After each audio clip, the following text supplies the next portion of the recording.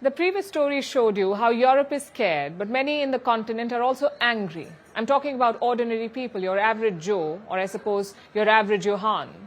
Either way, ordinary Europeans are angry, and not just at Russia, but increasingly also at America. And this is thanks to US President Donald Trump. Trump's stance on Ukraine has upset some Europeans. They feel it's a betrayal of Western values to support Putin over Zelensky. And that's one reason for the anger, but perhaps the bigger reason is Trump's trade war.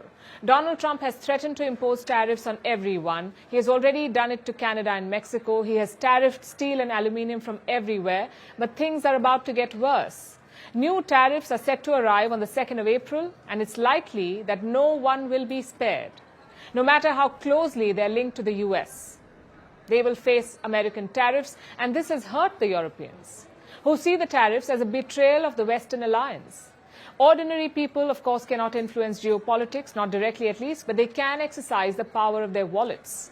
An average person can still make their frustration felt by choosing to boycott American goods, and that's exactly what the Europeans seem to be doing. They're boycotting American brands or products made in the US, and leading the charge are the Nordic countries.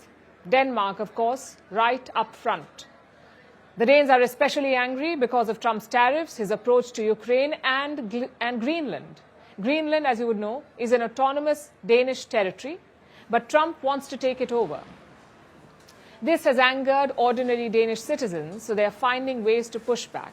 Denmark's biggest supermarket chain is helping with the boycott. It has come up with a simple identification system, a black star on its price tags. The star means that a product is made in Europe. It's as simple as that.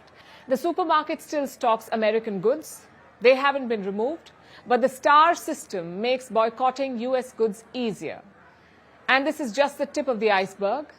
You have new apps coming out allowing people to scan products and determine if they are European.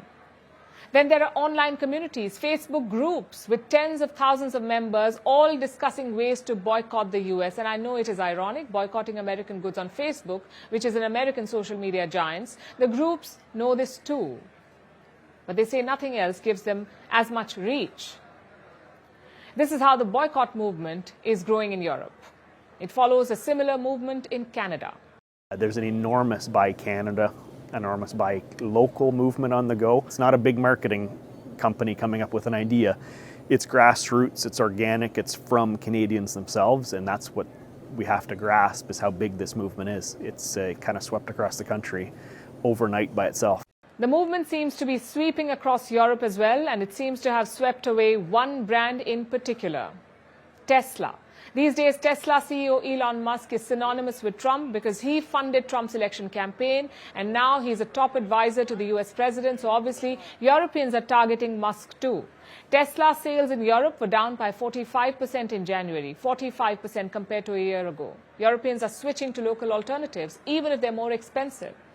And sometimes the anti-Tesla sentiment has turned violent. The cars have even been set on fire. All of this shows European anger. It would have been unthinkable just a few months ago, this level of anger against the United States of America. But this is the reality now, and things may get worse on April 2nd when the new batch of Trump tariffs come into effect. Do you think that Ukraine is at its weakest position? This war is not about Ukraine. Do you believe that your president was insulted? Yes or no question.